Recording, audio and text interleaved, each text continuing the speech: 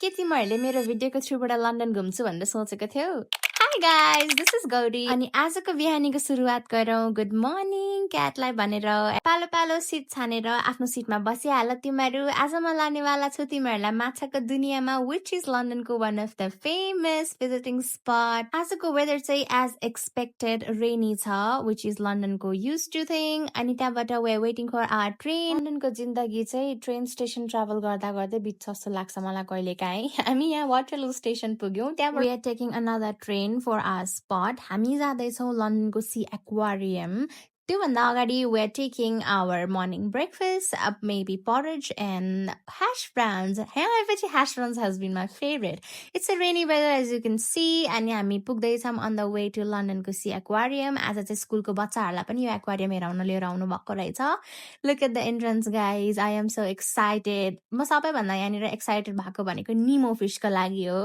But entrance-मै we could see these pretty whales. I mean, this is so amazing. Keep swimming, adventure begins underground भनेर लेखेको थियो। So we went down. उनीहरूको सबै फिसेसहरू चाहिँ अन्डरग्राउन्डमा राखेको रहेछ। I was so happy to see all these fishes. तर यहाँको बाहिरको मिररहरू चाहिँ कस्तो, ग्लासेसहरू चाहिँ कस्तो डिल्युजनल रहेछ के, डिजी फिल हुनेवाला। And this was the main spot क्या। I loved it. I mean, I was feeling like म माछाको दुनियाँमा छु क्या। I don't know why, but I have a different connection with sea worlds. At the same time, I love fishes and I was excited all the time to see the one specific fish named Nemo. यो माछाको दृश्य हेरिराख्दा तिमीहरूलाई कुन कुन माछा मनपर्छ मलाई यसो कमेन्ट सेक्सनमा भनिहाल त। And guys, isn't this the best view? माछाहरू कति मजाले स्विम गरिरहेका छन् आफ्नो दुनियाँमा रङ्गी बिरङ्गी। हेर त पछाडिको माछाहरू कति राम्रो, तिमीहरू फोटो खिच्छौ। तर मलाई यो एउटा फिसदेखि चाहिँ कस्तो रिस उठेको थियो कि आँखा तरेर गएको जस्तो फिल भएको थियो क्या। तर यो फिस कस्तो जायन्ट थियो भनेर तपाईँहरूले यहीँ हेर्न सक्नुहुन्छ। त्यसपछि म पुगेँ मेरो फेभरेट सेक्सनमा, where we are here at Nemo. I love Nemo. मैले बच्चा बेला हुँदाखेरि निमोको मुभी हेरेको, कसले हेर्नु भएको छ do let me know. I love निमो सिन्स द्याट टाइम। मैले निमो बोलेको वाला यताउता एभ्रिथिङ यो मुभी हेरेको छु फिस वर्ल्डको। सो आई लभ निमो सिन्स द्याट टाइम। यहाँनिर चाहिँ निमो मात्रै होइन, धेरै थरीको डिफ्रेन्ट फिसेसहरू थियो, डिफ्रेन्ट शेप, डिफ्रेन्ट साइजेसहरूको। जस्ट लुक एट दिस क्या, यो फिसेसहरू कस्तो heavy, even these are the fishes क्या, कति हेभी हुन्छन् होला। यो एन्टहरूले कति पहिला वर्षदेखिको एन्ट्सहरू। यहाँनिर चाहिँ भित्र यसरी पसेर हेर्न मिल्दो रहेछ। अनि म पनि के कम पसेर भ्यू हेरिहालेँ भित्रबाट। तर कस्तो स्केरी हुँदो रहेछ क्या, एन्ट्सहरू आफ्नो बोकेर यताउता कामहरू खानेकुराहरू लगिरहेको छन् अनि म चाहिँ भित्रबाट उनीहरूलाई हेरिरहेको छु क्या। At one time they might get scare जस्तो भइरहेको थियो। अनि टर्टल्स अरू फिसेस भेराइटिजहरू हेरेर हामी एक्सप्लोर गर्दै थियौँ। आई लिटरली फेल्ट कि म अलग दुनियाँमा छु। त्यहाँबाट हामी पोलर एडभेन्चर भन्ने सेक्सनमा गयौँ। अनि यो चाहिँ पेङ्गुइन पोइन्ट रहेछ, जहाँनिर चाहिँ पेङ्गुइनहरूको एक्टिभिटिजहरू हेर्न मिल्दो रहेछ। तिमीहरूमध्ये कोलाई आफू पेङ्गुइन जस्तो लाग्छ गाइस? मलाई चाहिँ कहिलेकाहीँ म पेङ्गुइन जस्तै लाग्छु। तर मलाई यो एउटा पेङ्गुइन देखेर यति रिस उठेको थियो कि यसले घुरेर एकछिन 10-15 मिनटसम्म सबैलाई हेऱ्यो अनि नजिक पानीसम्म गयो। अब छर्पिन्छ पानीमा भनेर कुरिबसेको, छर्पेन। त्यसपछि हामी निस्क्यौँ। यहाँनिर चाहिँ यस्तो हातहरू राखेर गीतहरू बजाउन मिल्ने, ट्युन बजाउन मिल्ने खाले रहेछ। म पनि के कम, मलाई यस्तो खुरापाती काम गर्न एकदम इच्छा लाग्छ तिमीहरू जस्तै। सो आई वेन्ट एन्ड अलिअलि फोटोसुट गऱ्यौँ। अनि हामी पुग्छौँ जेलीफिसको दुनियाँमा गाइज। मलाई थाहा छ कि छैन, jellyfish don't have a brain, heart or bones. Their body is about 90% water. त्यही पनि यिनीहरू मिलियन्स वर्षदेखि बाँचिरहेको छ। Isn't this a very different creature of this world? अनि हामी पुग्यौँ त्यहाँबाट सी एक्वारियमको एक्जिटतिर। निमोको यो कति राम्रो टेरी थियो। अनि त्यसपछि हामी पुग्यौँ स्टेसनतर्फ। Now we are heading towards another place. यहाँनिर चाहिँ म लन्डनको ओल्डेस्ट ट्रेनको पर्खाइमा छु। अब तिमीहरूलाई म यस्तो ठाउँ लान्छु जहाँबाट लन्डनको सबै भ्यू देखिन्छ। एट ब्याङ्क स्टेसन, त्यहाँबाट हामी जाँदैछौँ Horizon 22। That is the building straight on the top. यहाँनिर जानको लागि चाहिँ हजुरहरूले प्री बुकिङ गर्नुपर्छ, जहाँनिर हजुरहरूले फ्री एन्ट्री पाउनुहुन्छ। तर यहाँको लागि चाहिँ एटलिस्ट 2 to 3 विक्स अगाडि बुकिङ गर्नुपर्छ।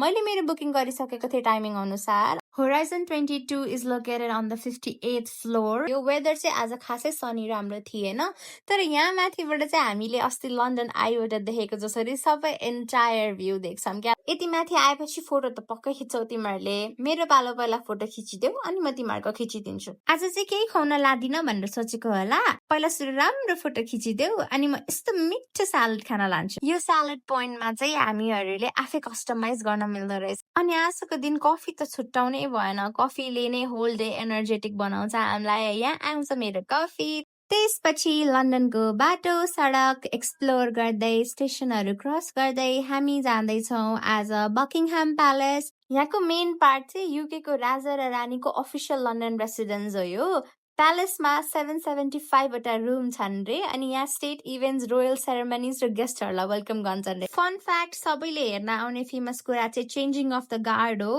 यो गार्डहरूको ड्युटी चेन्ज हुने सेरेमनी हो र टुरिस्टहरूलाई यो एकदम मनपर्छ बट सबैले यो अटेन्ड गर्न पाउँदैन बिकज टाइमको डिफरेन्स हुन्छ then we headed toward this park यहाँनिर एकछिन सुस्तायौँ अनि घाम पनि लागिसकेको थियो देन हामी लाग्यौँ पिकाडली सर्कसतिर यहाँनिर अलिअलि घुम्न बाँकी नै थियो अनि हामी पुग्यौँ स्ट्रीट यहाँनिर चाहिँ कति वर्ष पुरानो स्ट्रीट अरू के हो कुराहरू लेखिएको थियो मैले राखेको छु भिडियोमा सबै पढ्न चाहिँ भ्याइन मैले then we headed toward Piccadilly street यहाँनिरको चाहिँ मलाई लिन्डर स्टोर जान मन कहिलेदेखि थियो पिकाडली सर्कस देख्दा चाहिँ मलाई लन्डनको टाइम स्क्वायर जस्तै फिल भएको this is such a busy place meeting spot यस्तो राम्रो घाम लागेको थियो कि मैले फोटो खिच्नबाट बाध्य भयो then I headed toward Lindor store तिमीहरू कुन चकलेट खाने हो भने आज म लानेवाला छु तिमीहरूलाई लिन्डरको अफिसियल स्टोरमा जहाँनिर भेराइटिज अफ चकलेट छ यो स्टोर जाने मेरो यति ठुलो सपना थियो कि यो हो प्यालेस थिएटर जहाँ world famous Harry Potter and Cursed Child live stage show हुन्छ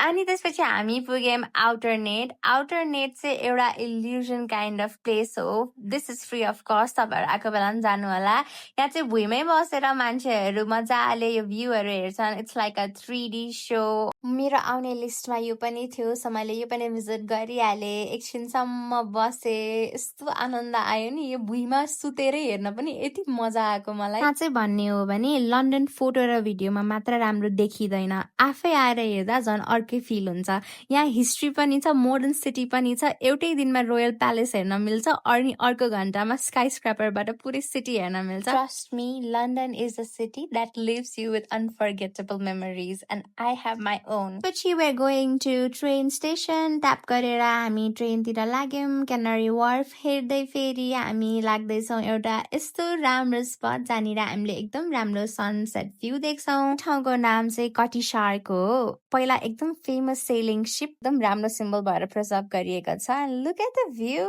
तिमीहरूको दिदी कति राम्रो देखेको हो क्या यो भ्यूमा this sunset me and a coffee just wow तिमीहरू पनि भिडियो बनाइहाल यहाँनिर अनि त्यसपछि हामी लाग्छौँ घरतिर आजको लागि चाहिँ यति नै हुनेवाला छ भोलि म लानेवाला छु यहाँको पैसा छाप्ने एरियामा भोलि टाइममै घुम्न आउनु होला and thank you so much for watching